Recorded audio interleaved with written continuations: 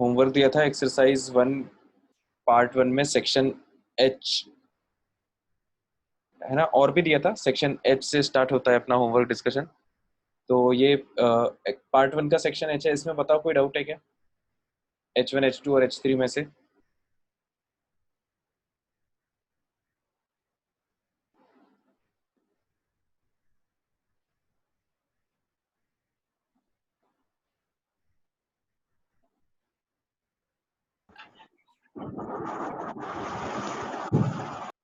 Mute कर दो यार अपना माइक्रोफोन।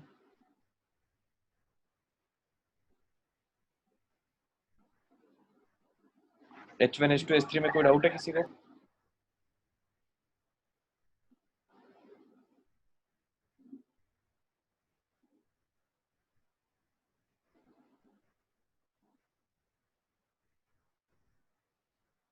बताओ भाई। H2 में डाउट है ना? हाँ। तो ये वाला जो क्वेश्चन है ना अंकुर, H2 और H3, ये एक्चुअली एक टॉपिक है जो अपना बच रहा है अभी पढ़ने का। वो है calculation of one concentration term with the help of other concentration term, है ना।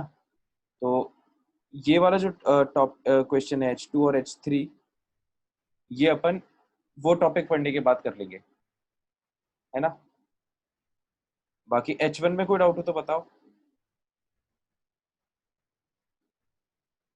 H1 में नहीं है तो एक एक बार ऑब्जेक्टिव के सेक्शन H पे जाते हैं।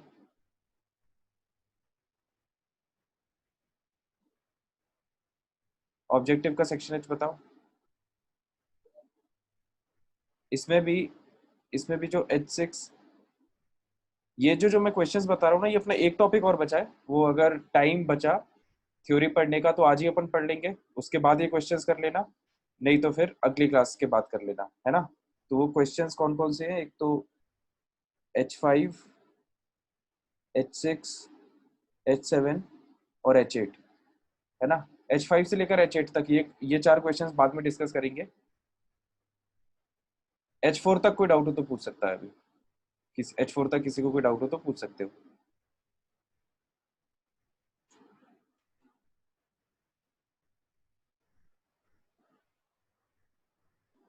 H4 तक तो नहीं है?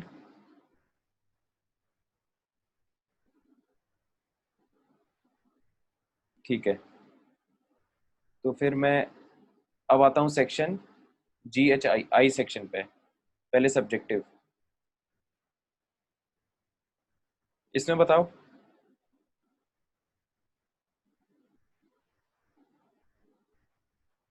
सेक्शन आई सब्जेक्टिव में I1 से I4 तक में किसी को कोई डाउट है क्या?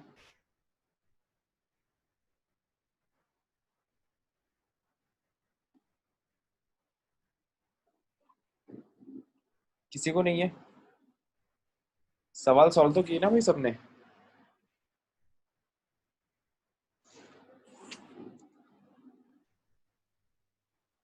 I1 से I4 इसमें किसी को नहीं है? इसमें बताओ। I1 से I5 में।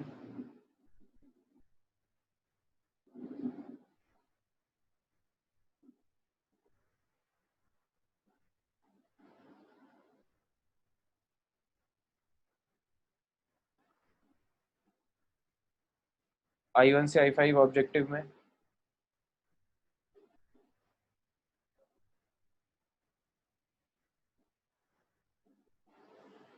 किसी को नहीं है कोई डाउट?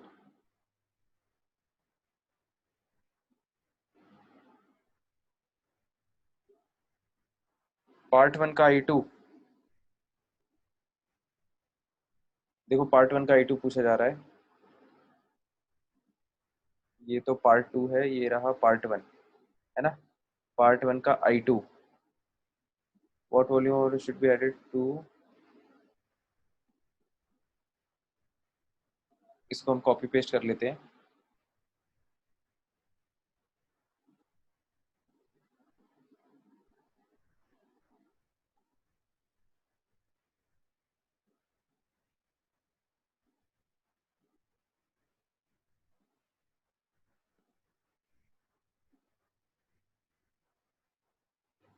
ये है एक्सरसाइज 1 पार्ट 1 क्वेश्चन I2। हाँ अंकुर बताओ यार, इसमें डाउट क्या है, अनम्यूट करके।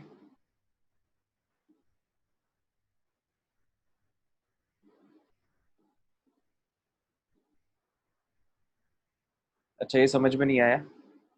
देखो, what volume of water should be added to 50 ml of HNO3 having density 1.5 gram per ml and 63% by weight to have 1 molar solution। देखो क्वेश्चन को समझने की कोशिश करते हैं। what volume of water है ना, क्वेश्चन पूछ रहा है कितना वॉल्यूम ऑफ वाटर ऐड किया जाए टू 50 ml ऑफ HNO3 है ना। तो हमने HNO3 लिया हुआ है एक बीकर में जिसकी वॉल्यूम है 50 ml और जिसकी डेंसिटी दी हुई है कितनी, 1.5 ग्राम पर ml है ना। ध्यान से सुनना सब लोग, जिसकी डेंसिटी दी हुई है 1.5 ग्राम पर ml, राइट। और इसमें क्या भरा हुआ है, HNO3। क्वेश्चन आगे कह रहा है कि इसमें कितना वाटर ऐड कर दिया जाए, है ना। तो इसमें हम वाटर ऐड करने की बात हो रही है। What volume of water should be added, तो ये जो वाटर ऐड किया है इसका कितना वॉल्यूम ऐड किया गया है ताकि क्या हो जाए, what volume of water should be added to HNO3 जिसकी डेंसिटी ये है एंड 63% बाय वेट। तो देखो इसका परसेंटेज वेट बाय वेट भी दिया हुआ है, परसेंटेज वेट बाय वेट ये चीज भी इसकी दी हुई है ना। तो परसेंटेज वेट बाय वेट कितना दिया हुआ है, 63%, है ना। तो अब देख ध्यान दो, यहाँ पे ये इंपॉर्टेंट बात है कि क्योंकि परसेंटेज वेट बाय वेट दे दिया, इसका मतलब इस लिक्विड का कॉन्सेंट्रेशन टर्म दिया हुआ है, इसका मतलब ये लिक्विड क्या है, एक सोल्यूशन है ना। तो इसमें ये HNO3 तो हो गई और साथ में क्या होगा, साथ में होगा वाटर, है ना। वाटर भी इसमें मिक्स होगा, मतलब ये प्योर HNO3 नहीं है ना। तो ये जो चीज है ये क्या है, वाटर। ठीक है, ये कैसे हमको पता चला कि ये वाटर भी है इसमें, इस टर्म से, है ना। तो अब इसमें पूछा जा रहा है कि इसमें कितना वाटर ऐड किया जाए ताकि सिचुएशन क्या हो जाए, फाइनल सिचुएशन में क्या होगा, जो इसकी मोलैरिटी है वो फाइनली हो जाए 1 मोलर, है ना। तो M फाइनल जो है, फाइनल मोलैरिटी वो हो जाए 1 मोलर। ठीक है, तो सीधी सी बात है कि ये जो क्वेश्चन है ये डाइल्यूशन का क्वेश्चन है ना। एक सोल्यूशन आपको दिया हुआ है, इसमें आपने कुछ वाटर ऐड किया तो उसका कॉन्सेंट्रेशन जो है वो चेंज हो जाएगा, चेंज्ड कॉन्सेंट्रेशन की वैल्यू दी हुई है ना। तो ये क्या पूछ रहा है कि कितना वॉल्यूम वाटर का ऐड किया होगा। ठीक है, तो अभी भी ये क्या होगा, सोल्यूशन होगा। मैं डायग्राम पूरा कंप्लीट कर देता हूँ। सोल्यूशन इस तरह से दिखेगा, इसमें HNO3 भी है, HNO3 के साथ और क्या है, वाटर भी है। ठीक है, लेकिन अपन ने वाटर ऐड कर दिया तो वॉल्यूम जो है वो बढ़ जाएगा। ठीक है, तो ये डाइल्यूशन का क्वेश्चन है, ये तो समझ में आ गया होगा। और डाइल्यूशन में अपन क्या करते हैं, देखो ये जो सोल्यूशन है इसकी भी अपने आप में कुछ मोलैरिटी होगी, है ना। इनिशियल मोलैरिटी कुछ वैल्यू होगी जो अपन को पता नहीं है अभी, ठीक है। और फाइनल मोलैरिटी अपन को पता है। तो जब अपन डाइल्यूशन की इक्वेशन लगाएंगे, M initial V initial is equal to M final, है ना, M फाइनल V फाइनल। ठीक है, डाइल्यूशन की इक्वेशन होती है, कल ही अपन ने पढ़ा था। अब इनिशियल मोलैरिटी हमको पता नहीं है ना, तो ये हमें निकालना पड़ेगा। इनिशियल वॉल्यूम हमें पता है 50 ml, तो ये वाला टर्म अपन को पता है। ठीक है, निकालना क्या है हमको, अननोन क्या है हमारे लिए, वॉल्यूम ऑफ वाटर एडेड। ठीक है, तो वॉल्यूम ऑफ वाटर का कोई डायरेक्ट टर्म नहीं है इसमें, देखो, है ना। तो इसको हमें, ये जो कैपिटल V है ये टर्म हमें इस इक्वेशन में किसी तरह से लाना पड़ेगा। तो उसको हम कैसे लाएंगे, हमको ये बात पता है कि जो फाइनल वॉल्यूम है फाइनल वॉल्यूम वो किसके बराबर होगी, इनिशियल वॉल्यूम जो इसकी थी पहले 50 ml, है ना, 50 ml तो इनिशियल वॉल्यूम थी, और आपने ऊपर से VML वाटर और ऐड कर दिया, तो फाइनल वॉल्यूम कितनी हो जाएगी, initial volume plus volume of water added, capital V। ठीक है, तो अब ये वाला जो टर्म है, इसको देखो हम इक्वेशन को कैसे मैनिपुलेट करते हैं, M initial V initial is equal to M final, है ना, M फाइनल की वैल्यू अपन को पता है 1 मोलर, और V फाइनल क्या हो जाएगा, V फाइनल को हम रख देंगे V इनिशियल प्लस V। ठीक है, तो अब यहाँ पर देखो जो अपना अननोन टर्म है जो अपन को निकालना था वो गेम में आ गया, है ना, ये आ गया। तो बस इस इक्वेशन में बाकी चीजें पता होनी चाहिए। तो अब देखो लिस्ट बना लेते हैं अपन लोग एक एक करके। V इनिशियल अपन को पता है ना, M इनिशियल नहीं पता, ठीक है, V इनिशियल पता है, M फाइनल पता है ना, तो ये वैल्यू पता है, V इनिशियल पता है, ठीक है, और अपने लिए फाइनल अननोन क्या है, ये, ठीक है। इसका मतलब अपन को M इनिशियल निकालना पड़ेगा, जैसे अपन M इनिशियल निकाल लेंगे तो इस इक्वेशन में एक ही अननोन बचेगा, वो सॉल्व हो जाएगा, है ना। तो अब जो नेक्स्ट अपना फोकस शिफ्ट हो चुका है वो M इनिशियल निकालने पे हो चुका है, ठीक है। तो अब ये क्वेश्चन अगेन उस टॉपिक का हो गया, calculation of one concentration term with the help of another, ठीक है। अब ये टॉपिक अगेन किस क्वेश्चन किस अब ये क्वेश्चन किस टॉपिक का हो गया यहाँ से, calculation of one concentration term with the help of another, ठीक है। ऐसा अपन कैसे कह सकते हैं, क्योंकि ध्यान से सुनना, क्योंकि अपन को इनिशियल सिचुएशन में अपन को परसेंटेज वेट बाय वेट दिया हुआ है ना, मतलब एक कॉन्सेंट्रेशन टर्म अपन को दिया हुआ है और दूसरा कॉन्सेंट्रेशन टर्म अपन को निकालना है, ठीक है। तो अब ये जो पोर्शन है, calculation of one concentration term with the help of another, ये अपन अभी थ्योरी में पढ़ेंगे, है ना। तो हाँ बिल्कुल अंकुर, टॉपिक पढ़ने के बाद ट्राई कर लेना, मैंने तुम्हें क्वेश्चन समझा दिया, ठीक है। तो अब बस ये इतना सही है, जैसे ही अपन वो टॉपिक पढ़ लेंगे तुमसे एम आई की वैल्यू निकल जाएगी, उस वैल्यू को यहाँ डाल देना और फाइनल आंसर हो जाएगा, ठीक है। तो ये क्वेश्चन बेसिकली किस टॉपिक का था, this question was about dilution, है ना, डाइल्यूशन के टॉपिक का क्वेश्चन था ये।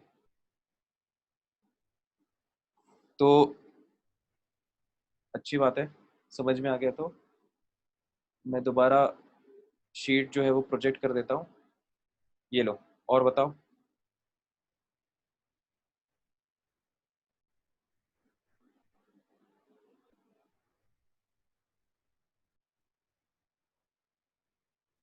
यहाँ I4 तक कोई डाउट तो नहीं है ना इसमें, जो भी तुम्हें डाउट्स होते हैं ना उसको लिस्ट बना लिया करो एक पेज पे, ठीक है, ताकि तुम्हें बार बार कॉपी पलट के देखना ना पड़े किस किस में डाउट था। I1 से I5 में कोई यहाँ पर ऑब्जेक्टिव में,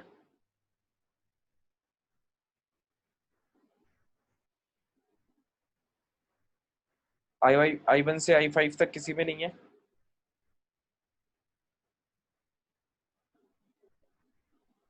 I5 में है। I5 क्वेश्चन देख लेते हैं, I5 क्वेश्चन पूछा जा रहा है, इसको हम कॉपी पेस्ट कर लेते हैं स्क्रीन पे।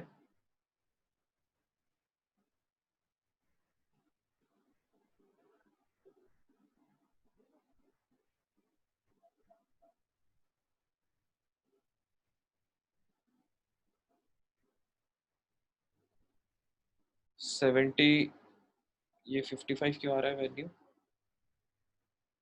55 नहीं है, अच्छा 6/55 था ये, ठीक है। तो ये जो है, एक सेकेंड,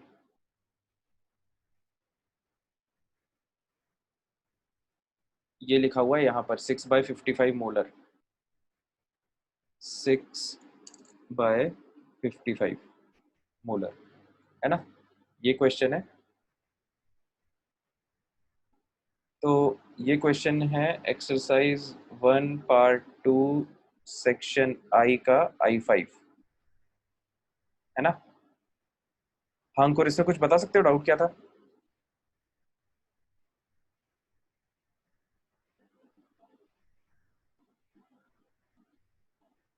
क्यों अंकुर, कुछ बता सकते हो इसमें? क्या डाउट था, या तुम्हें क्या समझ नहीं आया, या क्या समझ में आया?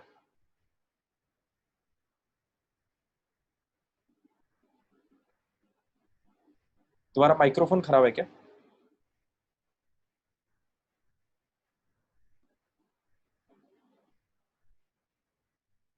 मोलर वाला पार्ट समझ नहीं आया? अच्छा, देखो क्वेश्चन पढ़ते हैं एक बार। What volume in ml of 0.2 molar H2SO4 solution should be mixed with 40 ml of 0.1 molar NaOH solution such that the resulting solution has the concentration of H2SO4 as 6 by 55 molar, है ना। तो ये question basically acid base reaction का है ना। तो ये tough question है ना, ये तुमसे नहीं बनता, क्योंकि इसमें अपन को एसिड बेस रिएक्शन पता होनी चाहिए। तो देखो, what volume of 0.2 molar H2SO4 solution, पहले मैं क्वेश्चन समझा देता हूँ डिटेल में। H2SO4 का सोल्यूशन होगा, है ना, मतलब अगेन वही H2SO4, और H2SO4 के साथ क्या मिक्स होगा? वाटर। सोल्यूशन का मतलब वही होता है, H2SO4 के साथ वाटर मिक्स होगा। इस सोल्यूशन की मोलैरिटी दी हुई है 0.2 मोलर, है ना। और कौन सा सोल्यूशन है ये? H2SO4। तो what volume in ml of 0.2 molar should be mixed with 40 ml। तो ये एक दूसरे सोल्यूशन की बात कर रहे हैं, देखो 40 ml of 0.1 molar NaOH solution. तो एक दूसरा बीकर ले लो जिसमें एक दूसरा सोल्यूशन है जो कि क्या है? NaOH, है ना। तो ये NaOH के मॉलिक्यूल्स, और अगेन क्योंकि ये सोल्यूशन है तो इसमें वाटर भी होगा, ये वाटर के मॉलिक्यूल्स, राइट। तो इसका कॉन्सेंट्रेशन दिया हुआ है 0.1 मोलार, ये NaOH का सोल्यूशन है, और इसकी वॉल्यूम पता है अपन को 40 ml, है ना। तो क्वेश्चन पूछ रहा है कि what volume of H2SO4 solution, H2SO4 solution की कितनी वॉल्यूम हम निकाल के इसमें मिला दें, है ना। इसमें से हम कितनी वॉल्यूम निकाल के इसमें मिला दें ताकि क्या हो जाए? Such that the resulting solution has the concentration of H2SO4 as 6 by 55 molar. तो अब ये जो सोल्यूशन जनरेट होगा, इसमें कुछ मॉलिक्यूल्स H2SO4 के भी रहेंगे, है ना, क्योंकि H2SO4 को सोल्यूशन को आपने यहाँ से उठा के यहाँ मिलाया है। तो ये जो नया सोल्यूशन जनरेट हुआ, इसमें इन्होंने बताया है कि H2SO4 का कॉन्सेंट्रेशन कितना है? 6/55 मोलर। तो यहाँ पर अब लिख लो कि मोलैरिटी ऑफ H2SO4 इस सोल्यूशन में कितनी है? 6/55 मोलर, कैपिटल M। तो ये वॉल्यूम पूछ रहा है ml में कितना होगा, है ना, ये वैल्यू अपन को ml में बताना है, ठीक है। तो ये क्वेश्चन है बेसिकली। तो जब आप H2SO4 सोल्यूशन को इसमें मिक्स करोगे, तो देखो होता क्या है, सबसे पहले इसमें जो H2SO4 है वो कितना आएगा, उसके लिए पहले हमको ये रिएक्शन लिखना पड़ेगा। H2SO4 एक एसिड है ना, एरो वगैरह मत मार करो भाई स्क्रीन पे। H2SO4 एक एसिड है, और NaOH एक बेस है ना, ये हम 10th क्लास में भी पढ़े हुए हैं। तो एसिड और बेस जब रिएक्ट करते हैं तो क्या बनता है? सॉल्ट एंड वाटर, ठीक है। तो इसको रिएक्शन को चेक कर लो, ये बैलेंस्ड है क्या? दो हाइड्रोजन, दो हाइड्रोजन, एक सल्फेट, एक सल्फेट, एक सोडियम, यहाँ पे दो सोडियम आ रहा है, तो यहाँ पर भी दो लगाना पड़ेगा हमें। सोडियम बैलेंस हो गया, है ना। दो ऑक्सीजन, यहाँ पर एक ऑक्सीजन आ रहा है, और हाइड्रोजन यहाँ पे दो आ रहा है। एक मिनट, ये बैलेंस कैसे होगा? H2SO4 plus NaOH gives Na2SO4 plus H2O। दो हाइड्रोजन यहाँ पे आ रहा है, इसको यहाँ पे टू लगाना पड़ेगा हमको, अच्छा। ये लगा दिया यहाँ पे 2। ठीक है, तो ये पूरी इक्वेशन बैलेंस हो गई है ना। हाइड्रोजन को देख लो, 2 और 2 4, 4 हाइड्रोजन टोटल है ना। 2 ऑक्सीजन, 2 ऑक्सीजन, 1 सल्फेट, 1 सल्फेट है ना, 2 सोडियम और ये 2 सोडियम। ठीक है, तो इस तरह से H2SO4 और NaOH जब रिएक्ट होते हैं तो वो Na2SO4 और H2O बनाते हैं। तो अब होगा क्या कि H2SO4 जब अपन ने लिया और जब उसको NaOH से मिक्स कर दिया तो वो दोनों एक दूसरे से रिएक्ट करेंगे और दोनों एक दूसरे को क्या करेंगे, खत्म करते जाएंगे और एक नया प्रोडक्ट जनरेट होता जाएगा Na2SO4। ठीक है, लेकिन अब हो क्या रहा होगा कि H2SO4 अपन ने लिया होगा क्या, एक्सेस में, एक्सेस रिएजेंट है ना। तो जब अपन H2SO4 को एक्सेस में लेंगे तब क्या होगा, एक्सेस रिएजेंट के केस में क्या होता है कि हमने ये पढ़ा है मोल कॉन्सेप्ट में कि एक्सेस रिएजेंट जो है वो रिएक्शन खत्म होने के बाद भी बच जाता है। ठीक है, तो फाइनली सोल्यूशन में एक सिचुएशन आएगी, ध्यान से सुनना, ये काफी अच्छा क्वेश्चन है। फाइनली सोल्यूशन में एक सिचुएशन आएगी जब H2SO4 और NaOH पूरा रिएक्ट कर चुका होगा है ना, तो NaOH तो खत्म हो चुका होगा क्योंकि वो लिमिटिंग रिएजेंट है और H2SO4 एक्सेस रिएजेंट रहा होगा। तो फाइनल सिचुएशन में कुछ मॉलिक्यूल्स तो H2SO4 के होंगे और बाकी मॉलिक्यूल्स किसके होंगे, Na2SO4 के, है ना, क्योंकि Na2SO4 प्रोडक्ट तो बन ही चुका है। तो ऐसे कुछ मॉलिक्यूल्स Na2SO4 के होंगे है ना, और तीसरे मॉलिक्यूल किसके होंगे, H2O के, क्योंकि पानी में तो मतलब पानी तो था ही, पहले भी था तो बाद में भी रहेगा ही, है ना। तो कुछ मॉलिक्यूल्स रहेंगे वाटर, वाटर के मॉलिक्यूल्स को मैं ऐसे क्रॉस से दिखा देता हूँ क्योंकि लिखने की जगह नहीं है ना। तो इस तरह से कुछ मॉलिक्यूल्स जो है वो वाटर के रहेंगे। This will be the final situation है ना, this will be the final situation in the beaker, mix करने के बाद। ठीक है, तो फाइनल सिचुएशन में आप देख सकते हो कि NaOH अपन को बिल्कुल भी नहीं मिलेगा। अब ये अपन को कैसे पता चला कि भाई H2SO4 एक्सेस रिएजेंट है और NaOH लिमिटिंग रिएजेंट है, क्वांटिटी तो दी नहीं है क्वेश्चन में। तो ये हमको ऐसे पता चला कि क्वेश्चन ने बोला है कि H2SO4 की फाइनली मोलैरिटी 6/55 मोलर है। इसका मतलब ये होगा कि H2SO4 निश्चित तौर पे बच रहा होगा कुछ अमाउंट में फाइनल सिचुएशन में, तभी तो उसका कॉन्सेंट्रेशन आ रहा है ना। और H2SO4 कब बचेगा, जब H2SO4 रिएक्शन में ज्यादा होगा, क्योंकि अगर ये कम होता, अगर ये लिमिटिंग एजेंट होता तो ये पूरा खत्म हो जाता, तो फिर क्वेश्चन में H2SO4 की मोलैरिटी नहीं दी होती, फिर क्वेश्चन में NaOH की मोलैरिटी दी होती। ठीक है, तो ये थोड़ा समझने वाली बात थी। ये बात सबको समझ में आ गई है क्या, इसको ध्यान से देख लो, मैं 10 सेकंड का पॉज ले लेता हूँ। सर एक बार फिर समझा दीजिए कि एक्सेस रिएजेंट क्यों होगा H2SO4। हाँ, एक्सेस रीजेंट इसलिए होगा क्योंकि क्वेश्चन, ध्यान से देखो, क्वेश्चन में finally such that resulting solution, जो सोल्यूशन रिजल्ट हुआ मिक्स करने के बाद, उसमें H2SO4 की कॉन्सेंट्रेशन दी हुई है ना। H2SO4 की कॉन्सेंट्रेशन दी हुई है, इसका मतलब ये है कि जब सारा क्रियाक्रम हो चुका होगा सोल्यूशन में, है ना, जो रिएक्शन वगैरह होनी है, जब वो रिएक्शन पूरी हो चुकी होगी उसके बाद केवल H2SO4 बच रहा होगा, है ना। Na2SO4 भी बच रहा होगा लेकिन वो तो प्रोडक्ट है ना। मेन अपन को रिएक्टेंट्स में देखना है, तो H2SO4 बच रहा होगा, है ना। H2SO4 बच रहा है, इसका मतलब H2SO4 क्या है, एक्सेस रिएजेंट है ना। NaOH क्या रहा होगा, लिमिटिंग रिएजेंट रहा होगा। देखो इसको मैं नंबर से समझा देता हूँ, तुम्हें समझ में जाएगा, ध्यान से सुनना। तो सिचुएशन ऐसा है कि पहले से NaOH के मान लो आप 10 मॉलिक्यूल्स थे, है ना, ध्यान से सुनना ये एकदम। ये वाला जो बीकर है, ये वाला जो बीकर है, इसमें NaOH दिया हुआ है, मोलैरिटी पता है अपन को। तो अपन ने मान लिया कि NaOH के 10 मॉलिक्यूल्स थे उस बीकर में, और जब आपने इसमें से कुछ अमाउंट, इस सोल्यूशन में से कुछ अमाउंट इसमें ऐड कर दिया, तो इस सोल्यूशन में क्या है, H2SO4, तो कुछ मॉलिक्यूल्स H2SO4 के यहाँ पे आ जाएंगे। तो अपन ने मान लिया कि कितने मॉलिक्यूल्स आ गए, मान लो कि 50 मॉलिक्यूल्स आ गए। ठीक है, तो अब ये 50 मॉलिक्यूल्स H2SO4 के और 10 मॉलिक्यूल्स सोडियम हाइड्रोक्साइड के, ये एक ही बीकर में है ना, तो ये दोनों एक दूसरे से टकराएंगे, रिएक्शन होगी, एसिड बेस रिएक्शन। तो एसिड बेस रिएक्शन होगी तो ये सॉल्ट बनेगा। तो फाइनल सिचुएशन में क्या होगा, देखो ये हो गया लिमिटिंग रिएजेंट, है ना। तो फाइनल सिचुएशन में ये तो पूरा खत्म हो जाएगा, ठीक है। तो जब ये 2 खत्म होता है तो ये 1 खत्म होता है, तो जब ये 10 खत्म होगा तो ये कितना खत्म होगा, 5। तो बचेगा कितना, 45 मॉलिक्यूल्स,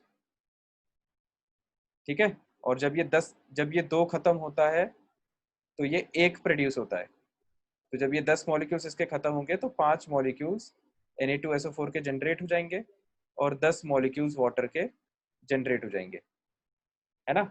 ये सिंपल लिमिटिंग रिएजेंट वाला कॉन्सेप्ट है जो अपन ने बहुत डिटेल में डिस्कस कर चुके हैं ऑलरेडी। तो अब यहाँ पर देख लो फाइनल सिचुएशन में क्या है, NaOH तो खत्म हो गया ना, NaOH के मॉलिक्यूल्स कितने आ रहे हैं, 0, ठीक है। तो फाइनली किस किस की मॉलिक्यूल्स आपको दिख रहे हैं, H2SO4, Na2SO4 और वाटर, है ना, H2SO4, Na2SO4 और ये रेड क्रॉस वाले वाटर, ठीक है। तो अब कहना मैं ये चाह रहा हूँ कि क्योंकि क्वेश्चन में मोलरिटी H2SO4 की दी है फाइनली, इसका मतलब ये है कि H2SO4 ही बच रहा होगा। और वो कब पॉसिबल है, जब H2SO4 क्या हो, एक एक्सेस रिएजेंट हो। और H2SO4 अगर एक्सेस रिएजेंट है तो मतलब NaOH एक लिमिटिंग रिएजेंट होगा। समझ में आया क्या चंद्रभान? Yes sir. पक्का? सर इस क्वेश्चन में H2SO4, सर इस क्वेश्चन में ऐसा दिया हुआ है कि H2SO4 से, मैं जब H2SO4 था सोल्यूशन में, तो उसका वॉल्यूम कितना था, नहीं, दिया हुआ है क्या सर? वॉल्यूम कितना था ये नहीं दिया हुआ है, इसका कितना वॉल्यूम था ये नहीं दिया हुआ है, इसमें से कितना वॉल्यूम निकाल के इसमें डाला ये दिया हुआ है ना। इसमें से पूरा वॉल्यूम नहीं निकाला है आपने, अपन ने कुछ अमाउंट निकाला है, ठीक है। तो वो कितना निकाल के इसमें मिलाया है, वो वॉल्यूम अपन को निकालना है। समझ में आया? पूरा वॉल्यूम यस सर। कितना था इनिशियली वो नहीं निकालना अपन को, है ना। क्वेश्चन ध्यान से पढ़ो, क्वेश्चन कह सर तो रहा है फिर अपन, what volume of H2SO4 solution should be mixed. Mix कितना किया है अपन ने, उससे अपन को मतलब है, टोटल कितना था इससे मतलब अपन को नहीं है। बोलो। सर फिर इससे अपन ये कैसे कह सकते हैं कि एक्सेस रिएजेंट होगा सर, क्योंकि इस NaOH वाले में अपन को ये पता है कि कितने मोल्स आएंगे उसके, हम्म। अपन निकाल सकते हैं वो, लेकिन हाँ सर हाँ, इसमें नहीं निकाल सकते ना शायद H2SO4 में, नहीं तो निकालना इसके है नहीं कितने ना, वो तो मोल्स होंगे। क्वेश्चन ने दे दिया है कि एक्सेस रिएजेंट है। क्वेश्चन ने, मैं वही तो कह रहा हूँ कि क्वेश्चन में मोलरिटी दी हुई है H2SO4 की, इसका मतलब ये एक्सेस रिएजेंट होगा, तभी तो H2SO4 बच गया है ना। अगर ये लिमिटिंग होता तो ये खत्म हो गया होता, NaOH बच गया होता फिर। बात यस समझ सर। में आ रही है? हाँ सर। क्लियर हो गया? हाँ सर, हो गया। मतलब कहने का मतलब ये कि अगर ये क्वेश्चन में मोलरिटी ऑफ NaOH दिया होता तो फिर हम कह सकते थे कि NaOH एक्सेस रिएजेंट है और H2SO4 लिमिटिंग रिएजेंट है, ठीक है। क्लियर हो गया यस चंद्रपान? सर। तो बस अब अपन को, हाँ सर, हो गया क्लियर। ठीक है ठीक है। तो अब देखो, अब अपन को फाइनली करना क्या है इसमें, चलो ये तो मैं हटा देता हूँ वैल्यूज, ये बस तुम्हें समझाने के लिए था, है ना। अब देखो, अब अपन को ये समझ में आ गया है कि H2SO4 एक्सेस रिएजेंट है, बस अब इसमें मोल कंसेप्ट लगाना है। तो H2SO4 के कितने मोल्स इसमें हैं, है ना, वो किस बात पे डिपेंड करेगा, H2SO4 की मोलैरिटी और ये वाली वॉल्यूम, ठीक है। ध्यान से देना, ये बहुत इंपॉर्टेंट बात है यहाँ पे, ध्यान देना। जितनी मोलैरिटी इस पूरे बीकर में की होगी उतनी ही मोलैरिटी इसकी होगी, है ना। इसमें कोई डाउट किसी को नहीं होना चाहिए। मोलैरिटी जो है वो वॉल्यूम पे डिपेंड नहीं करता है, कोई भी कॉन्सेंट्रेशन टर्म वॉल्यूम पे डिपेंड नहीं करता है ना। इसको आप ऐसे भी समझ सकते हो कि मान लो इस बाल्टी में कोई चाय रखी है ना, तो इस बाल्टी में जो चाय रखी है इसका जैसा टेस्ट आएगा, ये जितनी मिठास होगी इस चाय में, जब आप इस बाल्टी से 1 कप निकाल लोगे तो उस 1 कप चाय की भी मिठास उतनी ही होगी, है ना। बात समझ में आ रही है सबको?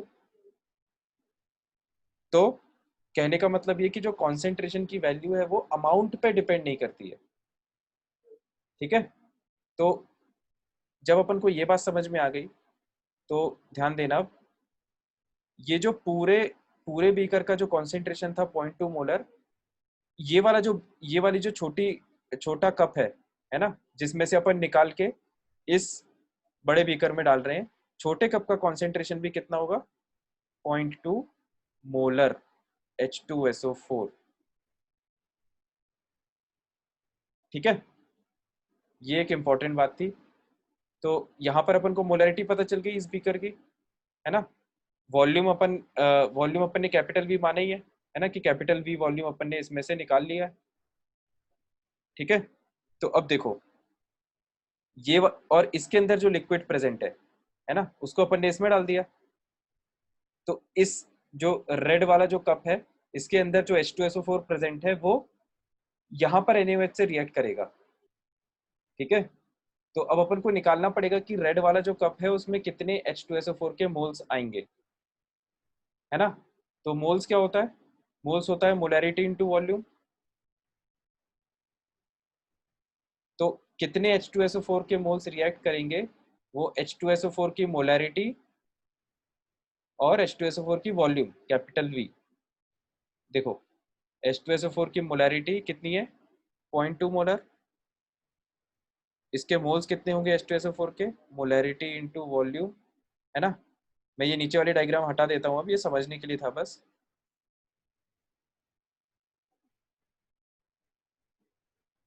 तो देखो मोल्स H2SO4 के मोलैरिटी इनटू वॉल्यूम, मोलैरिटी 0.2 दी हुई है और वॉल्यूम हमने VmL माना है, ठीक है। V माना है हमने ml में, V की वैल्यू हमें निकालना है। तो ये H2SO4 के मोल्स हो गए, है ना। NaOH के मोल्स कितने हैं ये अपन को पता नहीं है, NaOH के मोल्स भी अपन को पता है, ये निकल जाएंगे। देखो NaOH की मोलैरिटी पता है और वॉल्यूम पता है ना। तो NaOH के जो मोल्स हैं वो इसकी मोलैरिटी और वॉल्यूम के बराबर होंगे। NaOH की मोलैरिटी कितनी है, 0.1 मोलर, है ना, 0.1 मोलर। और वॉल्यूम कितना है, 40 ml, तो 40। ये जितने भी अपन मोल्स निकाल रहे हैं ध्यान देना ये सब मिली मोल्स में आएंगे, इसलिए क्योंकि वॉल्यूम आप किस में ले रहे हो हर बार, ml में, ठीक है। तो उसके बाद अपना जो मोल्स आएगा इसको सॉल्व करो, तो ये अपने आ जाएंगे 0.2 कैपिटल वी मिली मोल्स, और ये आ जाएगा कितना, 4 मिली मोल, है ना। ये सिचुएशन कब है, एट T=0। ये सिचुएशन है एट T=0, मतलब स्टार्टिंग में, ठीक है। अब फाइनली क्या हो रहा है, फाइनली अपन को पता है कि H2SO4 की मोलैरिटी दी है, मतलब NaOH तो पूरा खत्म हो जाएगा। तो फाइनली क्या होगा, देखो फाइनली क्या होगा, अब ध्यान से देखना एकदम, NaOH पूरा खत्म हो जाएगा, इसका मतलब जो 4 मिलीमोल आपने लिया था उसमें से पूरा 4 रिएक्ट कर जाएगा और फाइनली हो जाएगा 0, ठीक है। क्योंकि अपन को ये NaOH को 0 करना ही है ना। तो जब अपन इसको पूरा कंज्यूम कर देंगे, अब देखो अगेन स्टोइशियोमेट्री पे अपन आते हैं, दो, जब ये 2 खत्म होता है तो ये 1 मोल खत्म होता है। तो रेशियो कितने का है, 1:2 का। मतलब जब ये 4 खत्म होगा तो ये कितना खत्म होगा, H2SO4 कितना खत्म होगा, 2, है ना। जब ये 4 खत्म होगा तो ये 2 खत्म होगा, ठीक है। ये बात हमने कहाँ पे सीखी है, स्टोइशियोमेट्री में। जिसको याद नहीं आ रहा हो वो स्टोइशियोमेट्री एक बार रिवाइज कर लेना।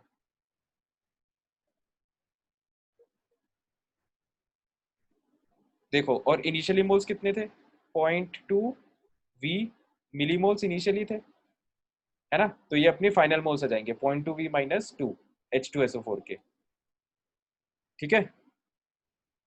तो आ गए अपना, ये फाइनल सिचुएशन हो गई, है ना। अब यहाँ पर Na2SO4 कितना जनरेट हो रहा है और H2O कितना जनरेट हो रहा है, वो अपने लिए मैटर नहीं करता। क्यों नहीं करता, क्योंकि हमें कैपिटल वी की वैल्यू निकालनी है ना। तो अब देखो मोलैरिटी ऑफ H2SO4 अपन को पता है फाइनली, तो बस अब अपना काम खत्म हो जाएगा। मोलैरिटी ऑफ H2SO4 अपन को पता है 6/55, और मोलैरिटी क्या होता है, मोल्स अपॉन वॉल्यूम, है ना। तो मोल्स कितना है, 0.2V-2, 0.2V-2, ये क्या है, मिलीमोल्स है ना, यूनिट भी लिख लो साथ में क्योंकि अपन मिली में डील कर रहे हैं इसलिए। और वॉल्यूम कितना है H2SO4 का। अब ध्यान देना, ये बात बहुत इंपॉर्टेंट है कि फाइनल सोल्यूशन का जो वॉल्यूम है, ध्यान देना यहाँ पर जो मोलैरिटी है वो इस सोल्यूशन की दी हुई है H2SO4, है ना। मतलब जब आपने H2SO4 को यहाँ से इसमें ऐड कर दिया तो जो फाइनल सोल्यूशन जनरेट हुआ उसकी मोलैरिटी दी हुई है, तो वॉल्यूम भी अपन किसका रखेंगे, फाइनल सोल्यूशन का, है ना। और फाइनल सोल्यूशन का वॉल्यूम क्या होगा, 40 ml जो पहले से था प्लस ये VML जो अपन ने ऐड किया था, ठीक है। तो फाइनल वॉल्यूम क्या हो जाएगा, फाइनल वॉल्यूम अपना हो जाएगा 40 प्लस कैपिटल V ml, है ना। तो ये मिली से मिली कैंसिल हो जाएगा, मोल पर लीटर, अपनी यूनिट सही सेट हो गई। बस अब ये क्वेश्चन खत्म हो गया, है ना। ये एक इक्वेशन दी है 6/55 is equal to 0.2/2, 0.2V-2 divided by 40 plus V। ये पूरी इक्वेशन एक ही वेरिएबल कैपिटल V में ऑपरेट हो रही है ना, कैपिटल V में ऑपरेट हो रही है, तो बस आप कैपिटल V इससे निकाल लेना, है ना। तो ये क्वेश्चन बहुत अच्छा था, है ना, काफी टफ क्वेश्चन था ये, तो नहीं होता ज्यादातर स्टूडेंट से, और काफी कॉन्सेप्चुअल क्वेश्चन था, तो इसमें सबको डाउट आना चाहिए था वैसे कायदे से। तो मैं 10 सेकंड का पॉज ले रहा हूँ, अच्छे से देख लो ये, किसी को कोई भी डाउट हो तो पूछ लो।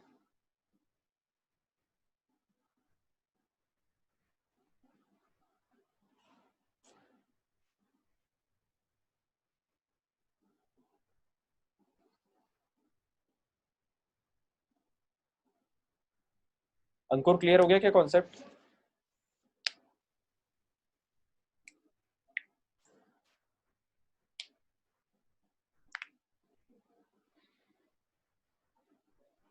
बताओ अंकुर, कैपिटल भी निकाल लोगे ना आप यहाँ से, तो कैपिटल भी निकाल लेना। और आंसर में डिफरेंस कितना है, 70, 45, 30, 58। इसको सॉल्व करना है अगर तो देखो ये कितना हो जाएगा, 240V, 240 plus 6V, cross multiply कर रहा हूँ मैं ना, 240 plus 6V is equal to 55 two 110, मतलब 11V माइनस 110। तो इसको सॉल्व करो, ये कितना आएगा, 110 उधर जाएगा तो ये आ जाएगा 350 इज इक्वल टू 5V, मतलब V की वैल्यू हो जाएगी 70, है ना ये।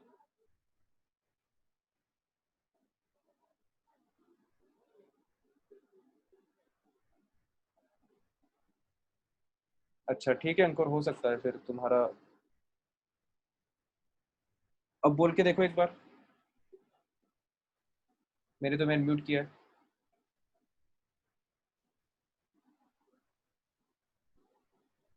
अभी तक तो मुझे तुम्हारी आवाज नहीं आ रही।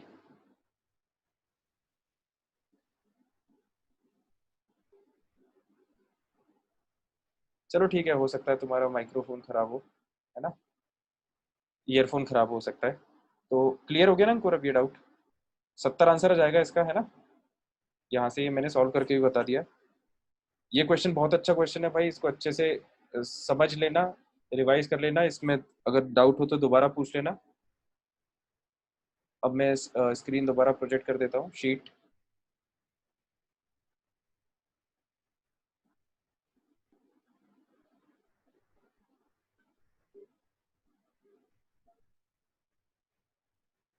हाँ और बताओ, इसमें और कोई डाउट तो नहीं है सेक्शन 9 में।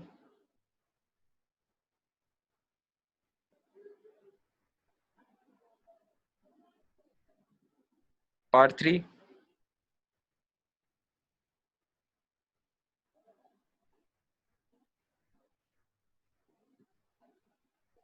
मैच द कॉलम 1 में कोई डाउट है क्या?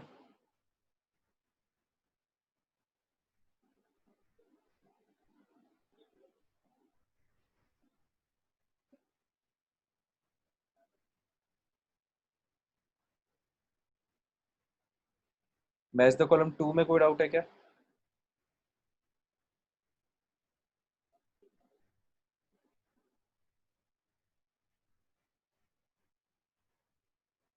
टू में कोई डाउट नहीं है, 3 में?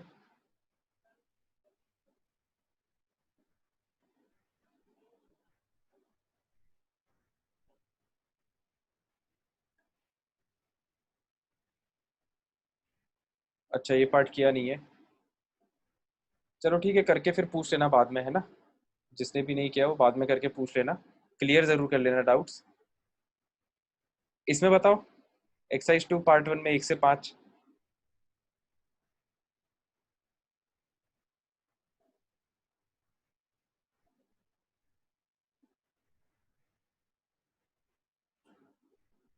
एक से पांच में कोई डाउट है क्या?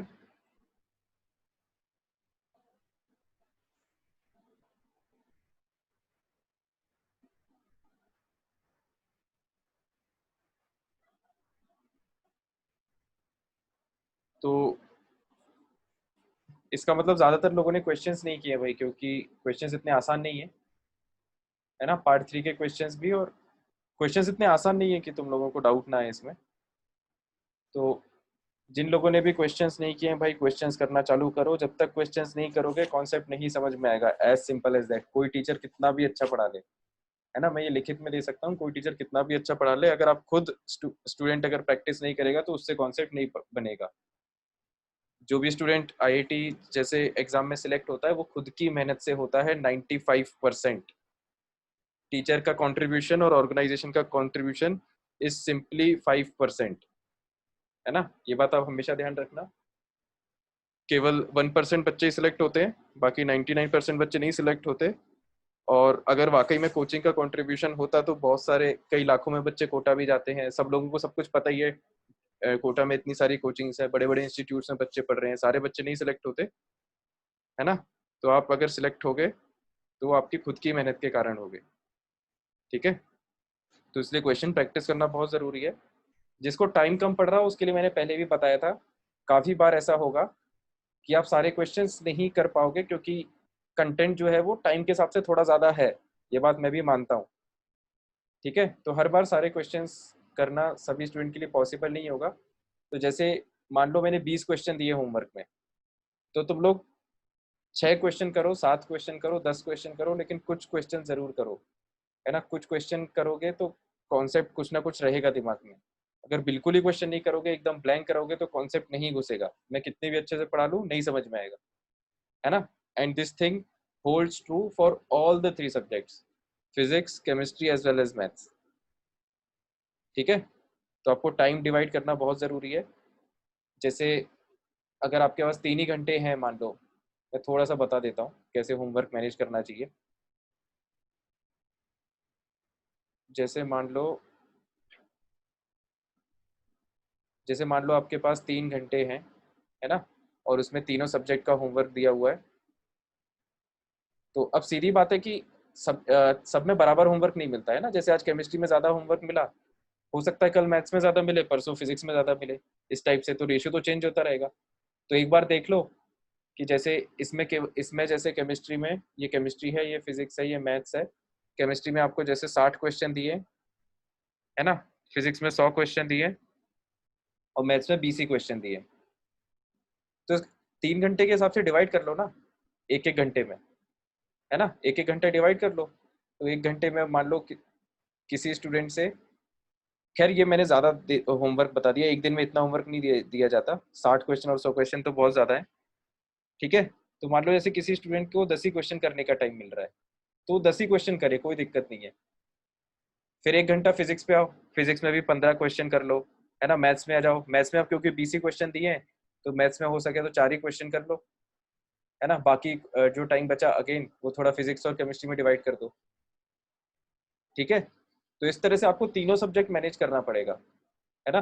वैसा अप्रोच गलत है कि भाई अपन ने मैथ्स उठाया, केवल मैथ्स में लगे हैं, जो 3 घंटे अपने पास थे वो तीनों मैथ्स में निकाल दिए। तो उससे कुछ नहीं होगा, उससे एक सब्जेक्ट आपका स्ट्रांग होगा, लेकिन जो बाकी दोनों सब्जेक्ट्स हैं वो एकदम खाली होते जाएंगे, है ना। तो अपन को तीनों तीनों पे टच बना के रखना है अपना, है ना। तीनों को बराबर तवज्जो देना है, तीनों को बराबर इंपॉर्टेंस देना इसलिए जरूरी है क्योंकि हर सब्जेक्ट से टेस्ट में इजी क्वेश्चन भी आता है और टफ क्वेश्चन भी आता है। तो जैसे मान लो कोई स्टूडेंट केवल मैथ्स ही मैथ्स पढ़ रहा है तो वो इजी क्वेश्चन तो कर लेगा, लेकिन जब टफ क्वेश्चन है, अब क्योंकि उसने केमिस्ट्री और फिजिक्स पढ़ा ही नहीं है तो टफ क्वेश्चन में वो अपना टाइम इन्वेस्ट करेगा, है ना। तो हो सकता है मैथ्स मैथ्स में कोई क्वेश्चन 15 मिनट ले रहा हो, अब वो स्टूडेंट जो है वो 15 मिनट इस क्वेश्चन में लगाएगा क्योंकि फिजिक्स केमिस्ट्री और फिजिक्स उसने पढ़ा ही नहीं है। ऑन द कॉन्ट्ररी, वो स्टूडेंट जिसने सेम टाइम तीनों सब्जेक्ट्स में डिवोट किया है वो आसान आसान क्वेश्चंस पहले इसके कर लेगा, फिर इसके कर लेगा, फिर इसके कर लेगा, है ना। उसके बाद वो आएगा मीडियम क्वेश्चंस पे, उसके बाद वो आएगा टफ क्वेश्चंस पे। ठीक है, तो आप आसान क्वेश्चंस सभी सब्जेक्ट के कॉन्कर कर पाओ इसके लिए तीनों सब्जेक्ट्स पढ़ना जरूरी है, एज सिंपल एज दैट, है ना। और हमारा अल्टीमेट ऑब्जेक्टिव जो है वो टोटल स्कोर मैक्सिमाइज करना है, वो किसी एक सब्जेक्ट में पीएचडी हासिल करना नहीं है ना। ये बात सभी लोग ध्यान रखना। तो चलो ठीक है, होमवर्क एक्सरसाइज 2 का मैंने क्वेश्चन नंबर 5 तक दिया था, है ना। क्वेश्चन 5 तक दिया था, तो हाँ उनको टाइमली कंप्लीट करो, मतलब टाइमली कंप्लीट करो बहुत अच्छी बात है।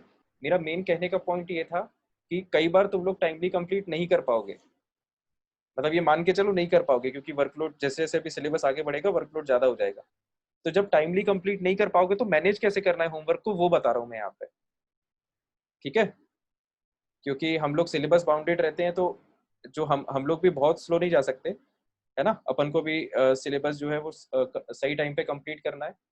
तो इसलिए अब जैसे ये 5 क्वेश्चन डिस्कस हो गए तो अगली क्लास में मैं इसके आगे ही डिस्कस करूंगा, है ना। अब जो किसी को अगर डाउट हो तो फिर पर्सनली कॉल करके पूछ लेगा, लेकिन दोबारा क्लास में फिर ये क्वेश्चंस डिस्कस नहीं हो पाएंगे, है ना।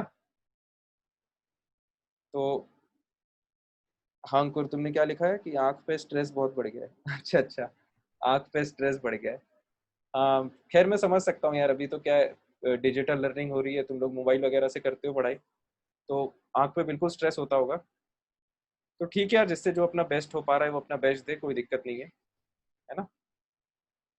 कॉन्सेप्ट सीखने पे अपन को ध्यान देना है, मेन चीज़। तो होमवर्क तो इतना हो गया, अब अपन आगे बढ़ते हैं। अब अपन आते हैं उस टॉपिक पे जो मैं कह रहा था, एक टॉपिक जो है वो अपना बच गया था, है ना। नोट्स वाली कॉपी निकाल लो,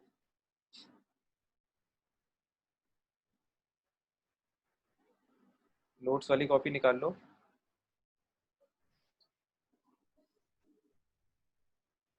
अपना टॉपिक था जो लास्ट टॉपिक एक बच गया है, calculation of one concentration term with the help of another।